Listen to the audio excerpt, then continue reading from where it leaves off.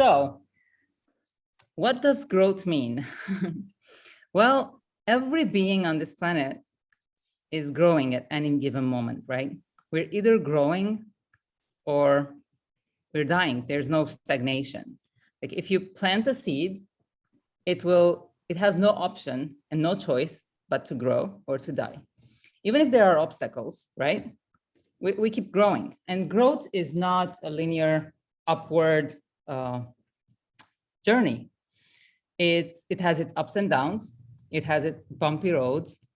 And the reason we call this series the growth plan setting series, not learning tracks or something like that, is because actually growth includes both learning and unlearning.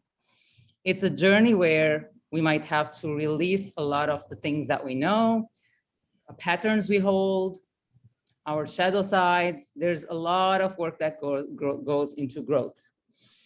And so today we have with us a teacher, an educator, Christian, my friend from Germany. And we're gonna start, this is a series of 3 parts. So we're gonna start with the first one where we define what is our growth vision? Like, what is our vision for growth? Again, as I said, even if you say, my life vision, I've accomplished my life vision, I'm gonna sit here and do nothing, you're still gonna grow. Physically, mentally, emotionally, spiritually, we're still growing. So what kind of growth plan do you think you will have? It's gonna depend on your goals, right? It's gonna depend on where you are and where you wanna go. And that's what a growth means. So Christian is going to go through some obstacles we might face, some fancy words we use for some of these obstacles like FOMO. And yeah, we're gonna do some activities as well, just to identify where we are and how we define our growth path. So Christian, it's all yours. All right. Yeah, welcome everybody. I mean, I feel very honored that you're joining today on a Sunday, which is, I think, a commitment, but I think it's also like kind of a testament to who we are as a Lifebook community, right? So we really make a conscious choice of how we use the time that we have to and invest it, in our growth journey. Yeah, as Thea, not Thea, Steph, Thea on my mind. But as Anna said, today we really start with how do we actually approach our growth plan, because there's lots of groundwork. There's a reason why we start with a premise section in Lifebook. And I remember when the first time I did Lifebook, I wanted to dive straight into the vision. Yeah, no, I know what I want. Just give me the strategy so I can get there. But without realizing that there might be like certain obstacles, inner obstacles on the way that I'm not aware about, and that might block us. And I know that we are all at somewhere at the point where we are learning and where we are making time and investing, but might there be any obstacles on the way? Do we actually have a knowledge gap? What are our knowledge gaps, and how can we prioritize our learning? So that's basically laying the groundwork for today. One thing I'd like everybody to have is to have some pen and some paper, because we're gonna do some small exercises. And so if you don't have anything to write right now, maybe just take a couple of seconds to touch something. I'm personally myself a pen and paper guy. Whenever there's a digital workbook, I hardly ever use a digital workbook. I'm personally more comfortable with pen and paper, but that's yeah. Okay. So then without further ado, let's get started. Just a second so I can share. Yeah, sure. Here we go.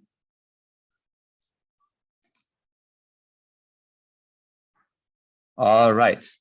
So I'd really like to kick this off with these 2 quotes that basically lay our premises for what we are going to do today and why we're doing it.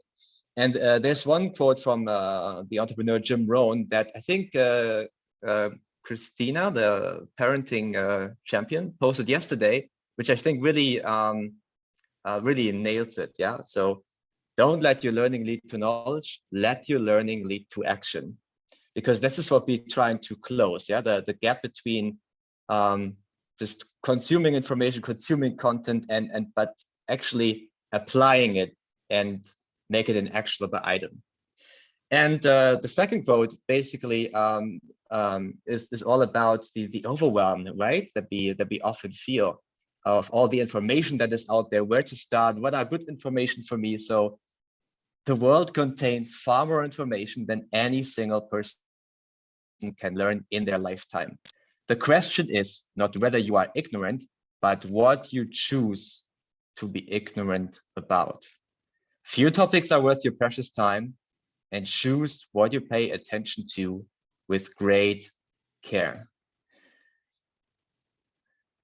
That's very crucial. And I think we as Lightbookers are at an advantage in that sense, because we define for ourselves what we want, and it's a litmus test to really get in touch with what is important to us and what we try to avoid.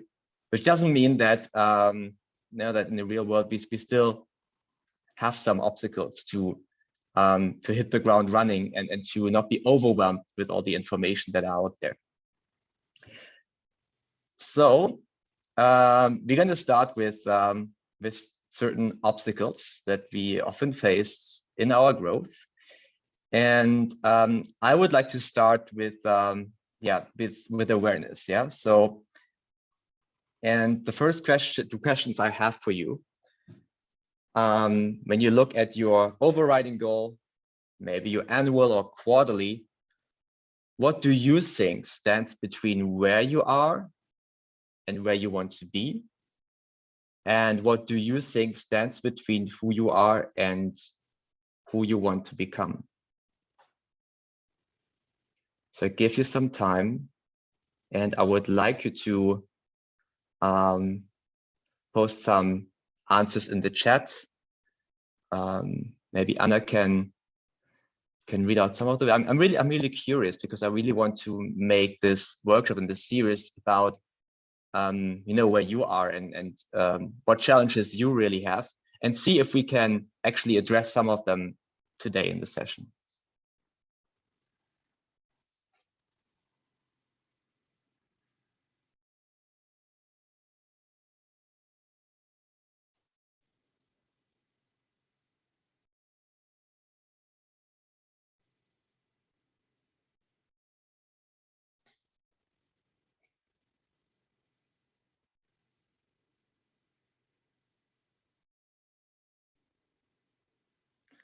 Yeah.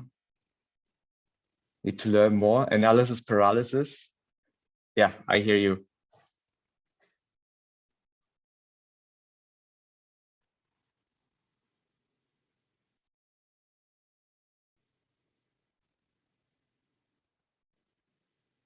WJ. Not sure what you mean with that. Maybe you can clarify. Yeah, fear of missing out, choosing the right path. I see. Yeah, I see some connections there. Control. Too many choices out there. Yeah, too many goals at the same time. Yeah. Fear of the unknown.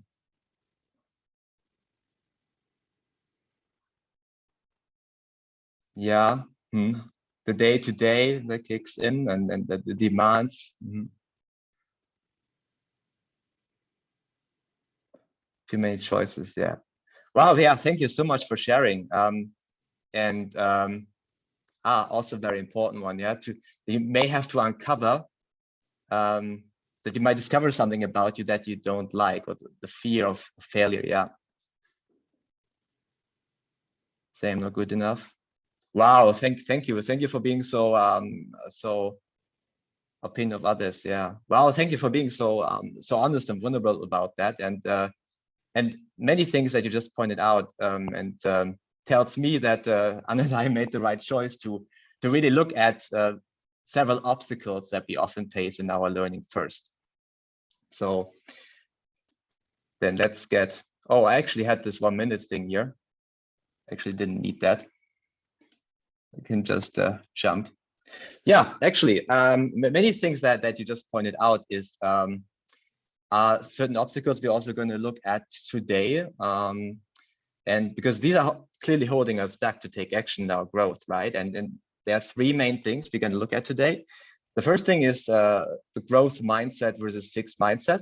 The second one is procrastinating learning. So the situation where you keep on learning and learning and learning and think you need to learn more all the time and need to, yeah, because you feel, oh yeah, I'm not ready yet. I'm not ready yet. I still need to watch this YouTube channel, etc. But you don't take action. And the last one, FOMO. And many of you will learn a new word most like today. I just learned about this word yesterday when I was researching FOMO. FOMO, the fear of better opportunities. We're going to come to that. So, the growth mindset. This comes from a researcher. I think her name was Carol Dweck, and so I can recall. I'm not going to go into details of the entire study, but So the fixed mindset basically means that you oftentimes into limiting beliefs that you feel like, okay, I'm just not a good learner, or I can't change, or it's a condition I have and I can't do anything about it. And the growth mindset is, the belief in yourself that you can actually learn and to see, they also the ability to see failure as learnings or challenges as opportunities to grow. And maybe some of you may think, okay, Christian, I mean, I'm a life blogger. Naturally, I have a growth mindset. The thing is, it's not always evenly distributed. There might be some areas where you do have a growth mindset, maybe in your health and fitness, but there might be some areas where you do have a fixed mindset. For me, the case of fixed mindset was definitely the financial category. So it's something I always shoved underneath the carpet, and I limited myself a lot in there. So, now I have like a couple of questions, and I put out some examples there. What are your beliefs when it comes to your learning and growth? Could it be that you hold disempowering beliefs? And if so, what are more empowering beliefs you could adopt? A very common one in English, like this, an old dog can't learn new tricks. The thing, like, I'm too old to learn this. Like, I actually have a colleague at work, she's older than me. So sometimes when I show her like who like organize files in Excel, like I'm too old for that stuff. So the question is that actually really true? Yeah, that age is an obstacle. In German, we also actually have a saying, was Hänschen nicht lernt, lernt Hans nimmermehr, which basically means what little Hans doesn't learn, big Hans will never be able to learn. And one thing I'm curious about, do you have a similar saying in your language or your culture that is kind of similar? Like this, an old dog can't learn new tricks. So that basically conditions this fixed mindset.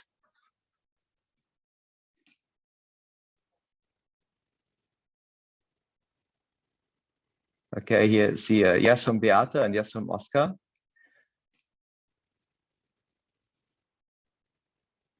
Yeah, thanks, Tia, for also sharing the resource. Beata and Oscar, could you do you think you can translate that example? So or can give that example?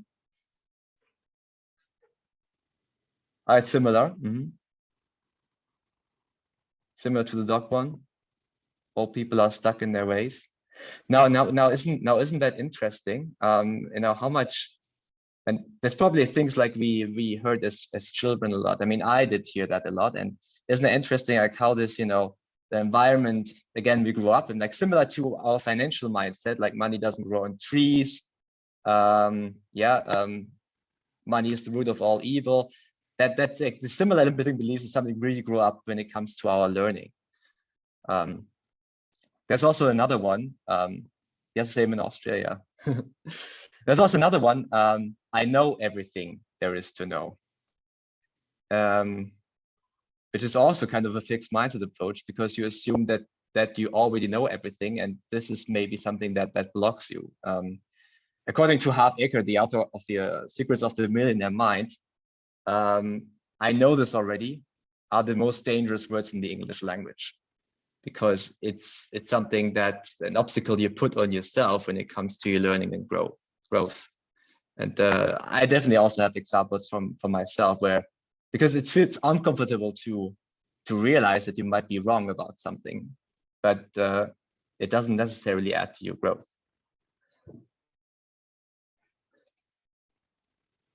Yeah, it's too hard for me to learn now.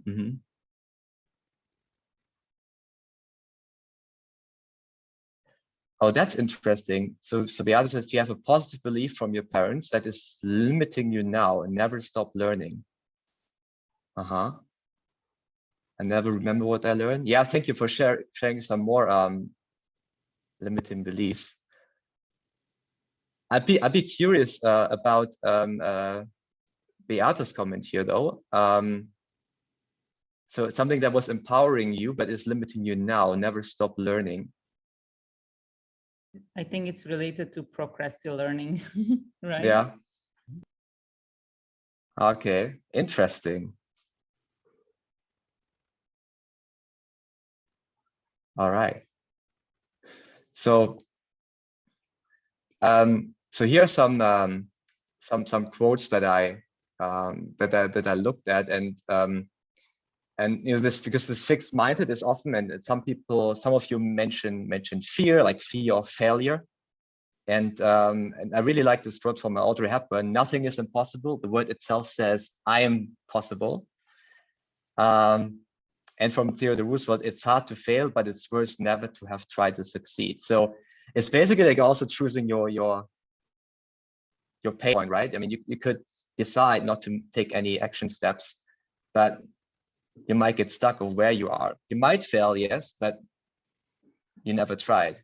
And the last one from Michelangelo: "The problem human beings face is not that we aim too high and fail, but that we aim too low and succeed." That's actually one that really impressed me. So because I heard this actually a couple of times. So when you succeed all the time, might there be a chance that you're limiting yourself?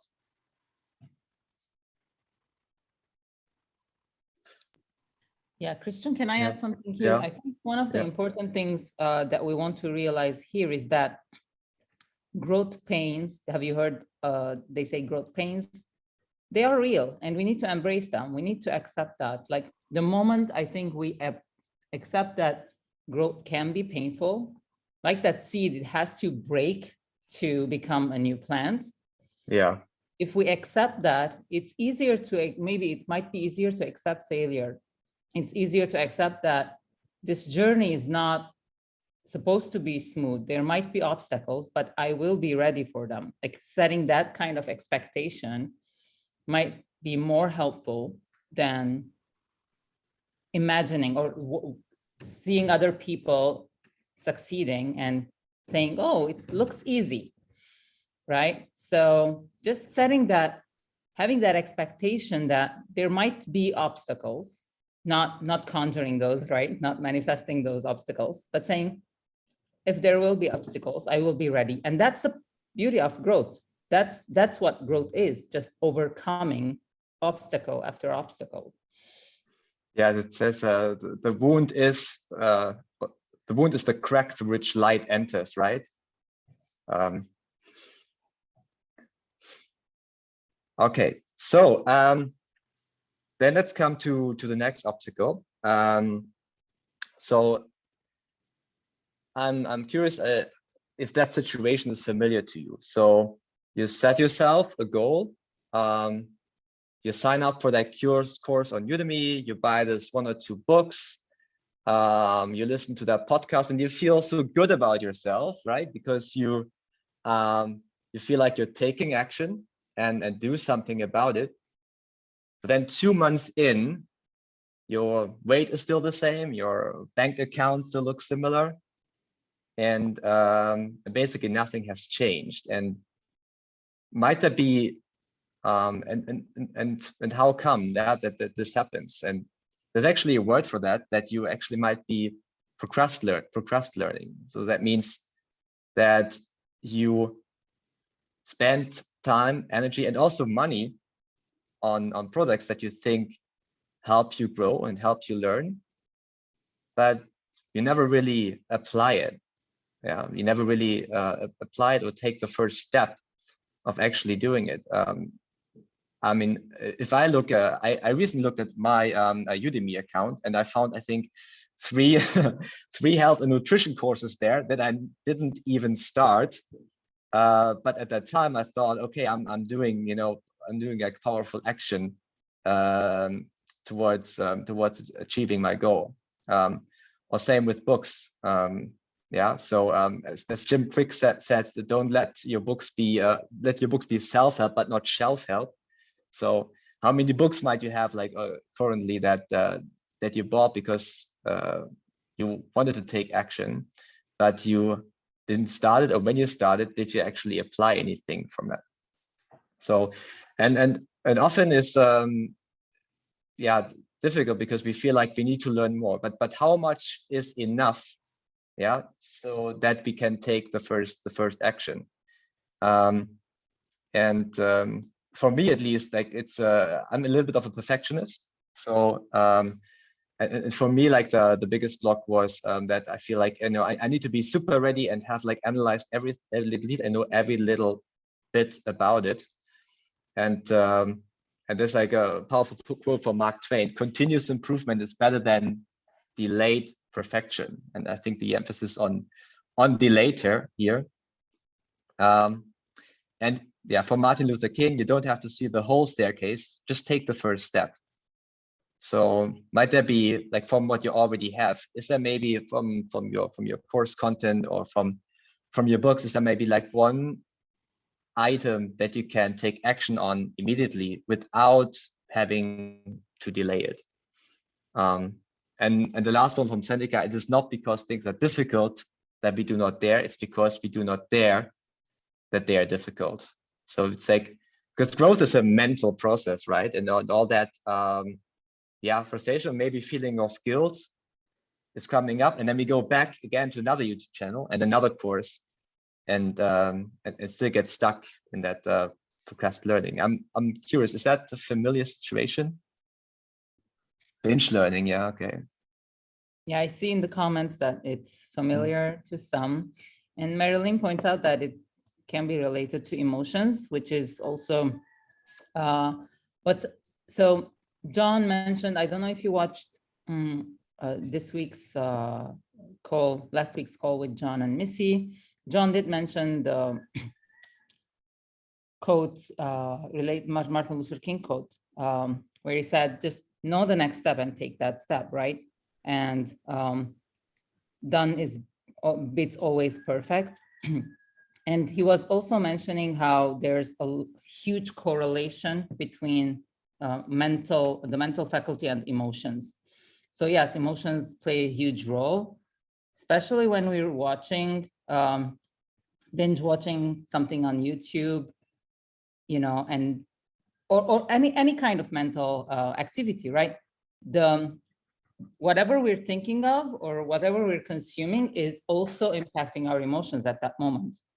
And that can be a factor in the decision of should we continue watching this? Should we switch to something else, or should we just get out of here? Sometimes we even choose to watch. We say, oh my God, I feel so exhausted after this video. I'm going to watch something funny just to change my mood, right? So emotions do play a huge part, I believe.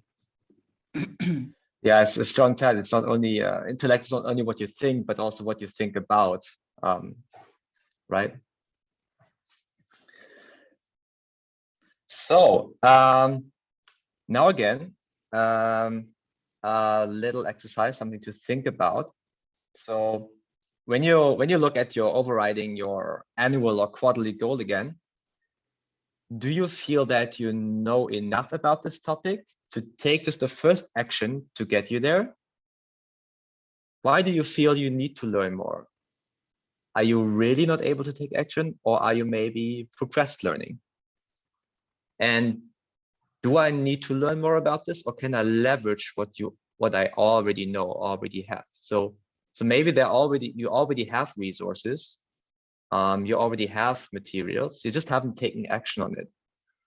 I just would like you to think about this for a minute or so. Also feel free to share in the chat if you feel like. Do you feel you know about it with enough about this topic? I don't mean like every detail, but with enough, I mean, do I know enough that I can already take a first little action? Like, for example, you might not know everything there is to know about building your super muscular body, but you may know how to do a push-up. Yeah. So just because you don't know everything about the body, would that stop you from doing a little push-up? The first action. And why do you feel you need to learn more? Which sometimes you have to do, but is it limiting your ability to take action?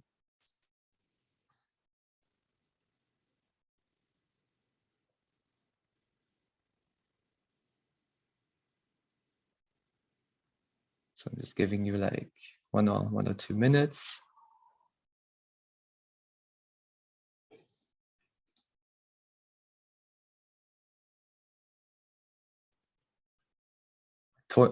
Yeah.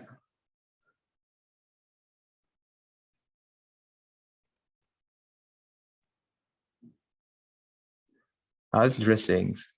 Okay, sometimes I do action without thinking about consequences. It's painful when the result is not the one I expect.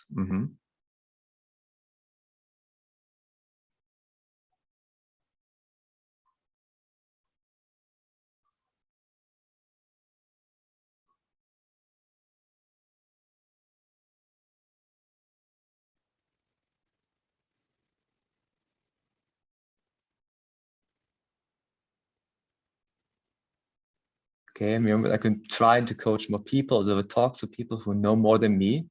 Yeah, very, very, very important point. And we're going to come to that very soon. Finding people who know more than you.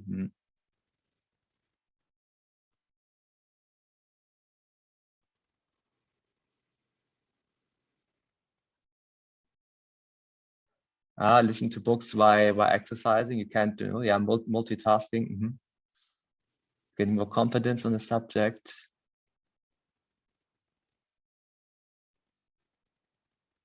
Not fast as you would like. Right? Okay, the others may judge for my lack of deep knowledge on the topic. It's also interesting, the fear of criticism of when we have to reveal we don't know something.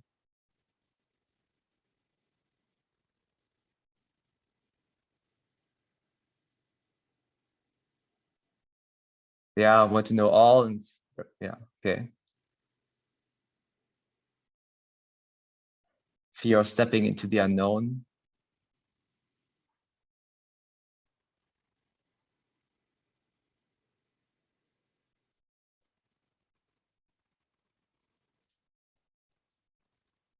Okay, so actually don't. I actually want to go back. Okay, anything else? Overwhelm, yeah. Yeah, because there's also like another challenge, and many people also mentioned overwhelm, and this is like a phenomenon which is very typical for our society. Yeah, not only FOMO, but also FOBO, the fear of better options. So I remember, for example, that how long it took me to apply for a master's degree, because I was looking at 30, 40 different programs, because I always was afraid there might be a better option around that is better than what I currently have. Yeah, or maybe when you decide what Lifebook event you're going to participate in, might this be the right thing for me, or do I wait or do I delay this because there might be something better coming around?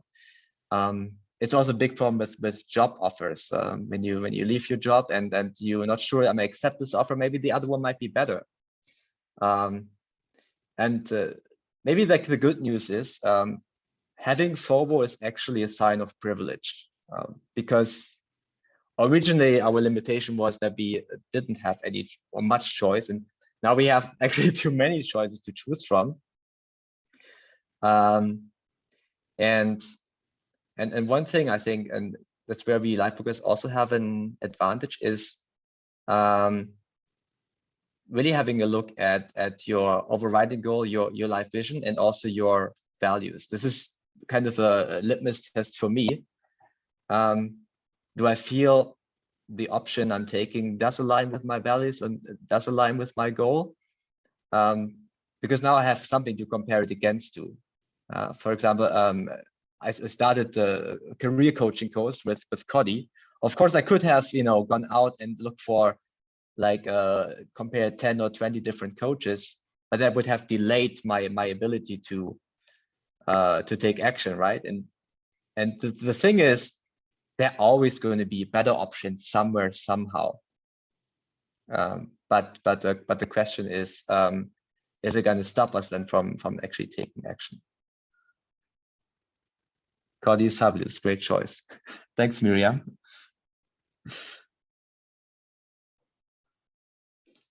Okay, so like one more question, like as we now slowly move from obstacles to actually looking at actual knowledge gaps. One powerful question Anna gave me actually yesterday was, with what I have and what I know right now, am I doing the best I can? And does it align with my values? So without assuming that you know everything, or even knowing that there is so much more to learn to know, but with what I have right now immediately, do I do the best that I can? One example maybe for me is I started at my school a Monday meditation course for the members of staff. It's not like I'm a super expert on meditation and know like all the different details and the neurobiology and whatnot, but I feel like I have been doing it long enough that I can at least share a little bit that it adds value, without claiming that I have to be an expert yet on this. But it's more about the first action and then really tracking how it's working and how other people respond, that also will even amplify and leverage my learning.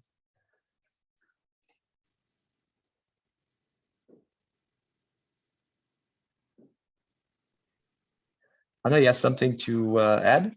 Yeah, I want to share again what John mentioned last week when it comes to choosing what to learn, right? So it's kind of also helps limit the options that we have. So John was saying we can use our life vision synopsis, our life book assessment scores, and our goals, right? As to become a decision-making framework. So if you look at your life book score assessment scores, right, you can identify where you have where you want to grow, where you have a gap, knowledge gap, where your weaknesses are, and then you can also identify strengths. If you look at your life vision and repeat it and become one with it, as John was saying, you have super clarity about what's your direction. So nothing else outside of that should sort of, distract you, right? So let's say if you're going from, we always give examples of US cities. Let's choose something else. If you're going from Berlin to Paris, right? You don't get distracted by, say, going to Dubai or something like that. Like you don't do research about hotels in Dubai. You have a destination, you create your path, maybe you elongate it to have more fun on the journey, that's up to you, but you don't get distracted by something else. So it's very similar with your life vision synopsis. When you have that direction, that you have that North Star, and I don't know if you have noticed this, if you scroll on social media or even on the Lifebook app, sometimes you scroll past things because they don't interest you, right? So when you have that full focus and you're immersed in your life vision and you're in love with that, you start to lose interest in other things. So it's easier to scroll past them and not see them. So that's also helpful. And when you have goals, you've done the funnel of focus, then you're focusing on your goals and those are your priorities. Now, obviously, as we said, there might be emotional things, issues that come up that kind of pull you away. Maybe you have a fear, and most cases, if not all cases, it's the fear of taking action that's kind of pulling us away. And sometimes you're like, you know what if I take an hour or two or a day or two and not focus on my life vision and do something else for a change, right? That can happen, that's okay. But if we're constantly experiencing this, then maybe we don't have that clarity with our life vision. We're not really merged with it. We're not on that journey. We haven't started that journey. It's like, you plan a trip far in the future and you just live your life until you start that journey. But why are we postponing our journey toward our life vision? We should start now, right? So that can also help with FOMO and FOBO. And another thought I wanted to add before we continue, Anne Hill actually said, not every problem needs to be overcome, just the ones stopping you from getting where you want to go. So if you have that in your mind, why learn about something to solve someone else's problem or something that's not even your problem or it's not on your path? Yeah, I mean, exactly. I mean, clarity on your life vision and really doing the funnel of focus, which I didn't, like a year ago, which I didn't really do faithfully, to be honest. Yeah. And I see the difference in me and my clarity of what I'm focusing on and what do I not focus on, what do I leave out. Thanks to, really doing all the tasks required to have clarity on my purpose, because that's basically kind of the bar that's very helpful to overcome things like this fear of better options. There might be something else out there. Last year, for example, I knew I want to improve my health and fitness somehow, and then but I also wanted to make social connections. So I was kind of excited about rugby then.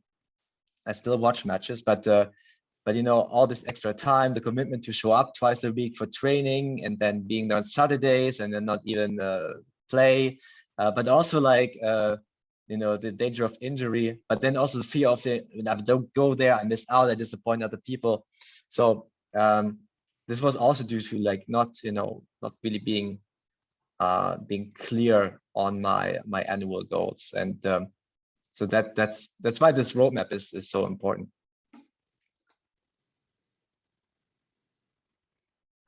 Okay, so then let's go to knowledge gaps. Okay, so something what we want to start with today is actually identifying the size of your knowledge gap. And I'm not sure if you heard about the different stages of competence. So you might realize you are unconsciously incompetent about something, so you don't know what you don't know. Then you might be consciously incompetent. So you know what you don't know to get there. And the next two steps would be, okay, that you're consciously competent. So you know exactly what you know, and you know how to apply it. And then there's also unconscious competence. So you're doing all the right things and you really excel, but you can't explain anymore how. Like maybe imagine you teach somebody to drive. For you, it might be like all automatic. That would be an example for when you are unconsciously competent. So to illustrate this a little bit, I'm giving you an example because I feel like knowing from which level of competence you operate from, it also gives you a hint of what you want to prioritize and what you want to focus on when you set your growth plan. So, I again take the example from for financial freedom, my overriding goal, and unconscious incompetence would be something like, okay, my goal is financial freedom, but I don't even know that investing in real estate is a way to achieve it. And conscious competence would be, okay, I know that real estate is one way to generate passive income, but I don't even know how to go about it. And this kind of also informs different ways to approach things. So if you're like unconsciously incompetent, the best way to go about it would, and I know it sounds very simple, but surround yourself with people who are smarter than you. Asking people who are very well versed in that area, and you can also open up new perspectives, or maybe you even need to get a coach in this area. So I know hardly anything about the things that I need to know to get to financial freedom. So that's where I started from. Yeah. So so that's also like always assuming that there is more to know, or that you don't have all the information.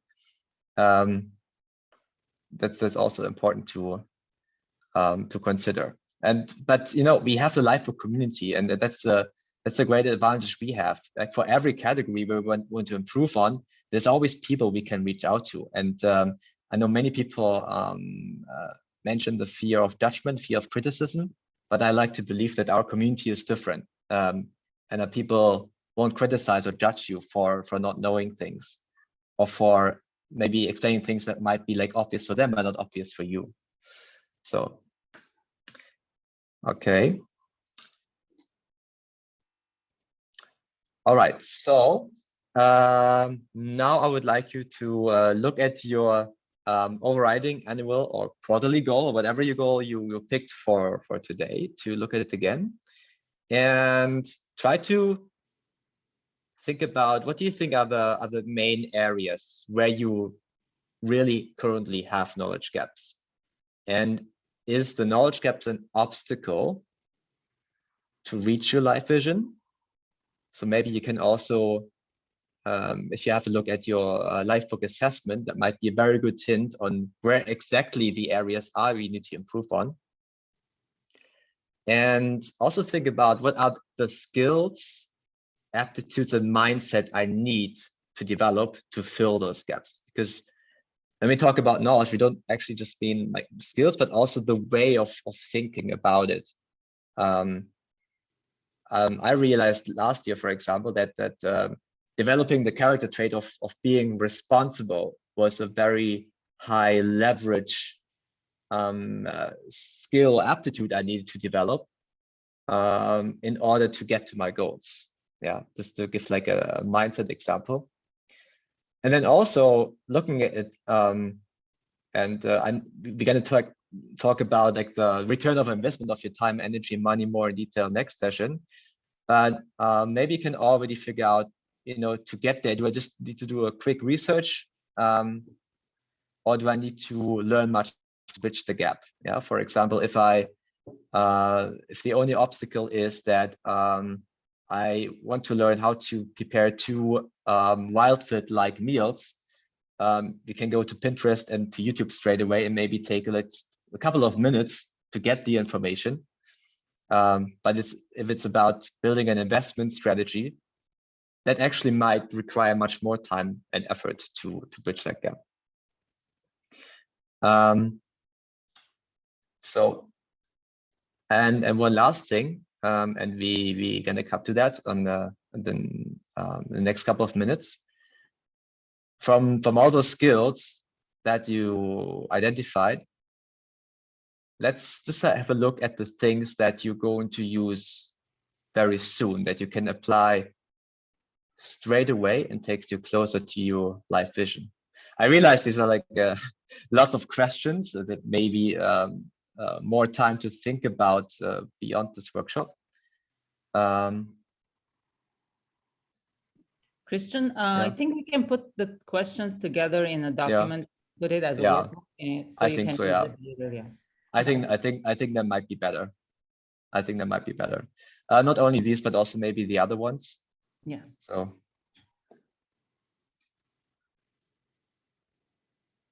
Yeah, being teachable all the time.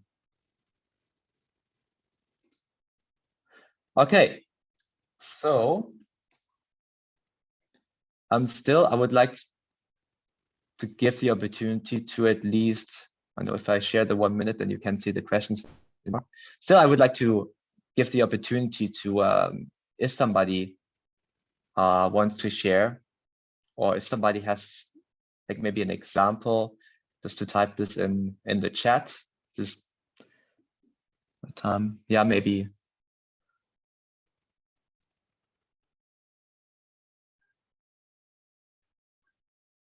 Or maybe you just want to mention the area where you feel you have the most knowledge gap.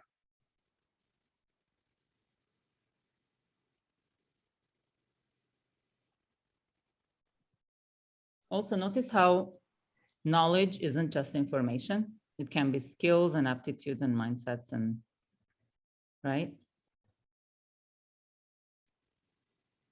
And it's important to identify the size of the gap. That's why what we're focusing on. Sometimes we jump onto courses while we just need a single piece of information. Good example might be that you need to improve your sales and marketing skills. Well, do I need to enroll for an MBA program for that? That takes like a year and a lot of money, depending on where you are. Or is it just sufficient to take this one Mindvalley course, or to have a coach? Yeah, so. And I think one of the issues we are facing is those of us who love to learn incessantly is that there's so much information out there for free, or it's very cheap. So we're like, oh, I can buy all the books or all the courses. And I think that can become an obstacle in itself. There's a very nice calculation done by Stephen Kotler. So like a very good, well-researched book condenses maybe like 10 or 15 years of research, and you trade 5 hours of your time to read it. So in terms of return of investment, whereas like a blog might be like more superficial, or a YouTube video, or like a documentary, because it's not so, it can never go as deep.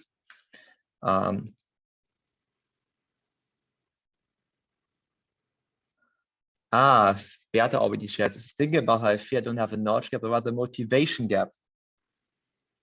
Yeah, I can relate to that. Right. That the moment I realized I don't have a knowledge gap is the moment I hit the brakes on learning. Yeah. I was like, I want to read a book every month. Now I kind of am not about the numbers.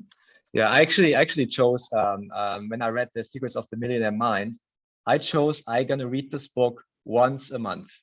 So 12 times in a row, and make sure I apply all the strategies faithfully, and more likely get more value out of it than if I bought like 5 different books and kind of all read them, but don't really apply anything, and it's just like a waste of my time and money and energy as well.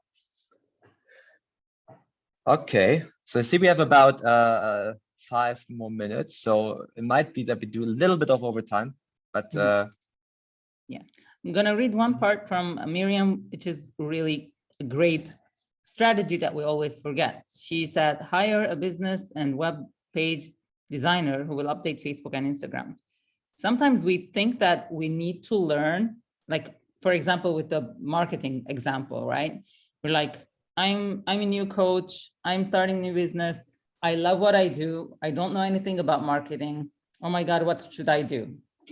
And then we forget that we can actually hire someone to do all those things instead of buying all the books and trying to research and trying to learn that, especially if we don't really like or enjoy it. Right? So that's an option. That's a good option.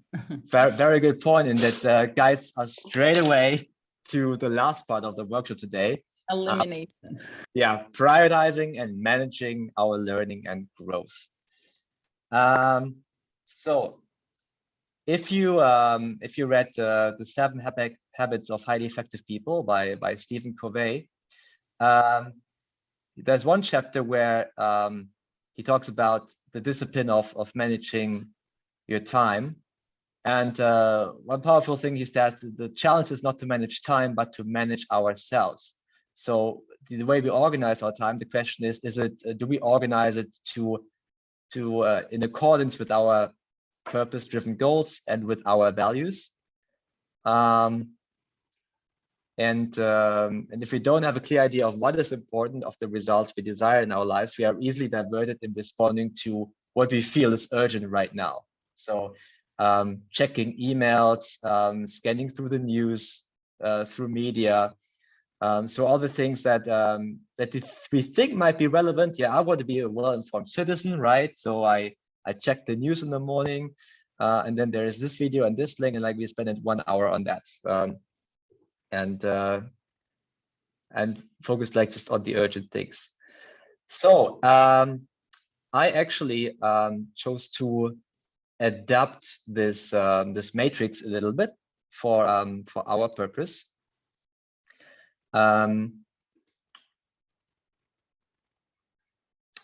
So, and I replaced the urgency with purposeful action or actionable. So, and I split this up in like these 4 quadrants. So, one thing, the do now, important and leads to purposeful action now. So looking at the things that we feel we need to learn, this is where like maybe like habits, yeah, could live, or like these small things that we can do right now that we do not need to delay anymore, that would get us closer to our life vision. Like, so actions I can take right now frequently with what I already know and what we have in my repertoire. Then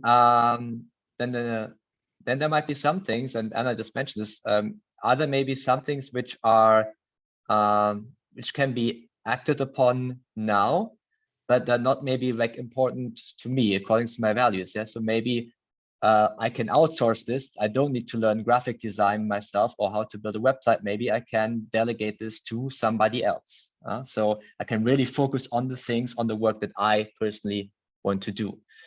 Then we have the non-urgent, non-important part, which I kind of rephrased as appears important, but does not lead to action. Because we think like when we have FOMO or procrastinating, we think it's important to do that, but it does not lead to purposeful action. And this is the things that we kind of want to eliminate. This is where FOMO, and procrastinating live. And then the blue one, these are the things that we want to schedule. They are important, but not maybe yet actionable, because this is the area where we actually need to acquire some more knowledge. And I want to give you an example right now. So, okay. So again, I used the financial freedom example. So for me, a do now would be something I can implement what I learned. For example, like I track my expenses every day. So I already learned about this action step, but I don't need to research any more tracking sheets or any more research on how to track it. I just apply what I just learned and just do it constantly every day. Just a small action step that will lead to some growth. Then there are some things I may want to schedule because I cannot do them like all in one day or immediately. And so the way I approach this then, okay, I schedule 3 financial freedom fundamentals workshops in this month. So these are important because they add to my life vision, but I cannot act on them right now immediately, but I can in the near future. So I schedule them. I didn't have, like, from my example, a good example for delegation, but there might be like always things that are that block us from actually doing the stuff. So for me, it's, for example, I don't know, suddenly I realize, oh, I need to wash the dishes, I need to clean the house, I need to do this, I need to run this errand, all important things. But maybe there might be some things I can actually delegate or that I don't all have to do by myself because they don't really add to my life vision. And then the last things, eliminate. Yeah. So I tell myself I have to learn all the things there is to know about financial freedom. But looking at where I'm now, does it make sense right now to learn about the stock market, to learn about real estate, to learn about, I don't know, cryptocurrency? Because I don't need it right now. And the first steps I need to do beforehand. And the likelihood is if I learn about this now and the time where I then need it, I might have forgotten it already because I never acted on it. Anna, I think you had a very good example from your workplace for that. About which one? About the elimination. Can't remember. It was something about it was about like a project. Oh, where yeah. Yeah. Yeah, it was about postponing learning because and kind of elimination and also kind of scheduling. So remember, in a few slides ago, we said, learn only what you need now or what you need to apply soon or frequently. And then keep the other pieces, like you identify the gap, right? So you know that you need to learn all these things. Put all those steps or the gaps within your action plan where you need them. So what happened with us at work was we were going to choose a new platform for the courses that we deliver. So they asked me to do a research about this platform in November. I did the research. I have all the learnings from there. I wrote down notes, obviously, but what happened was they pushed the move until this month. So now I've forgotten a lot about it. So even some of my notes, I'm like, what did I mean here? And you can't write all the notes that much notes because they gave me only 2 weeks to test the thing in November. So I had to reinvest time, to remind myself that. It happens the same with languages. Like I learned Italian for 15 years, and now I don't know if I can speak the language. Probably if they throw me in the middle of Italy, I will remember, but I can't remember any words if one of my friends talks to me in Italian. I'm like, oh, so learn the things when you need them. That's where you can schedule things in the future or just eliminate them because they're not relevant right now. And it helps with the FOMO thing. One thing I do is actually, I call it, ciao. Okay, come stai? Okay, so let's get back to English. So yeah, so one of the things is that when it comes to learning, and I think Heidi touched on this in one of her workshops with me when we were talking about goal setting, is that when you set the action steps to reach your goal, just put the learning bits where you need them, right? So let's say you want to take action X. Like, I don't know, I don't think that I know enough to take this action. Okay, step before that, say, I'm going to research this, I'm going to read this, I'm going to learn this, right?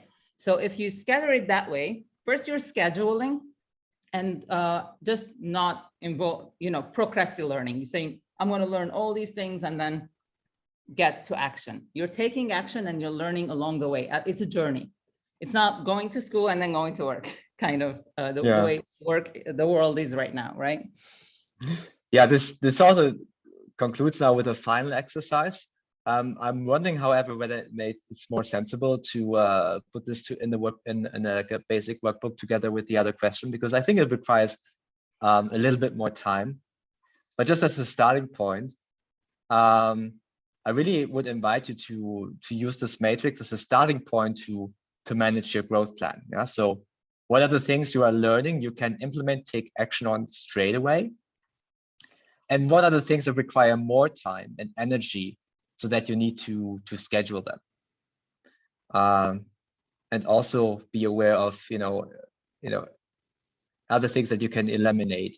Are you still in a situation where you're endlessly browsing for better options or maybe things that you tell yourself you need to do, but that actually do not correspond to your life vision that you might be able to delegate.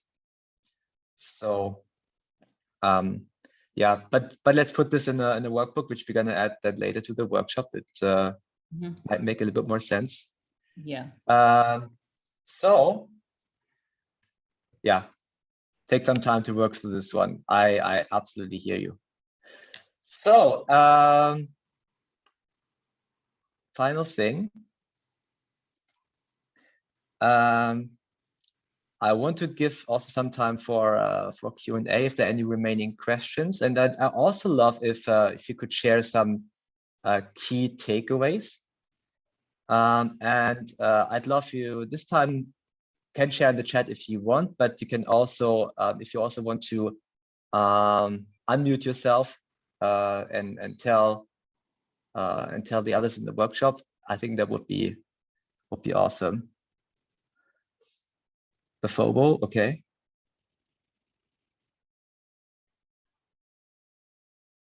Progressed learning.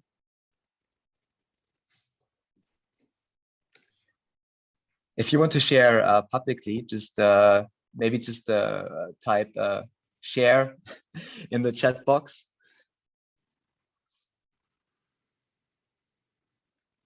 Yeah, and you can raise your hand as well. Oh, raise your hand. Yeah, sure. Some people dropped off, so Yeah. it's fine. Forward and just-in-time learning. Maria, was that raise your hand?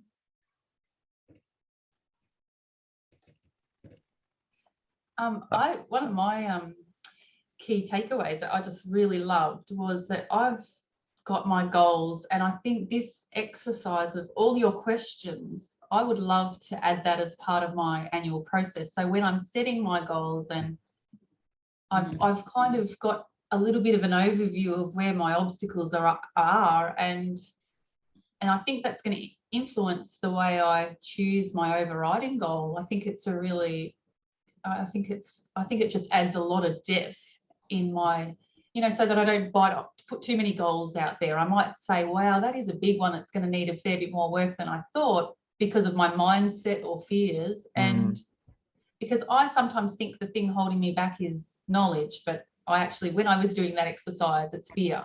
And that, so I was just thinking to myself, I could refine, just if I had a little bit more awareness about some of my knowledge gaps or growth, that growth planning process. I think I could even just scan through each of my goals and really have a bit of a feel of how big is this baby. So I really think it's an excellent. I really enjoyed those exercise questions. I think they're really powerful. So thank you. Thank you for sharing, and I'd be curious to learn how that is going for you in the near future when you apply it. Excellent. Okay. Do you have anything else? Doesn't seem like that. Okay, procrastinate, jump into life. Procrastinate, jump into life. I meant feel it is not good. Should I start all over again? That's a good question. Oscar, do you mean like doing the entire lifebook process again?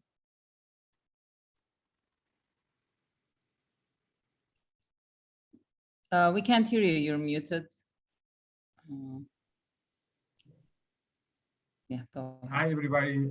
Thank you for the time to express myself. Yeah, Christian, and it's just like I just made it, but honestly, I'm not so sure that it's good enough for me in the direction. Like I don't feel it's not finished, and then I just I'm not frequently checking it. I decided to take it to start again this year, but I saw it and there are some descriptions. Not everything is complete. So my question is, I decided to make all the videos again, but somehow when I finished, then I forget what I was at the beginning, and I didn't do anything in between. Then it's some like a little bit like I don't know, perhaps this is blocking myself. My question is just perhaps if I could get some, don't know, perhaps I should, how can I start, or I just continue? I mean, perhaps just defining what is blocking me to write, and then from that, I don't know. It's just a little bit, really a little bit confusing for me. Yeah, that's a good question, Oscar. And you have the answer, right? You just said it.